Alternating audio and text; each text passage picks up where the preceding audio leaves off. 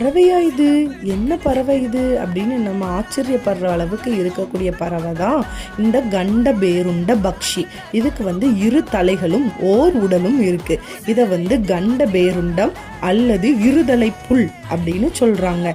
புராணங்களின்படி இது கடவுள் விஷ்ணுவோட ஒரு அவதாரமா பார்க்கப்படுது. இது வலிமையின் சின்னமா திகழ்ந்திருக்கு. அது மட்டும் இல்லாம இது ஒரு ஒற்றுமையோட சின்னமாகவும் இருந்திருக்கு. இது கர்நாடகாவோட அதிகாரப்பூர்வ சின்னங்கள்லயும் ஒன்னாவும் இருக்கு.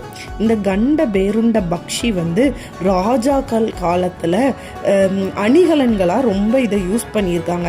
அவங்களோட கிரீடங்களை அலங்கரிக்க, அவங்க செயின்ஸா யூஸ் பண்றதுக்கு, அதுக்கப்புறம் அவங்களோட பேட்ஜஸாக யூஸ் பண்ணுறதுக்கு எல்லாத்துலேயுமே இந்த கண்ட பேருண்ட பக்ஷியை யூஸ் பண்ணியிருக்காங்க. அண்ட் இதை 80s நம்ம ஆக்ட்ரஸ்லும் யூஸ் பண்ணியிருக்காங்க. தேங்க்யூ.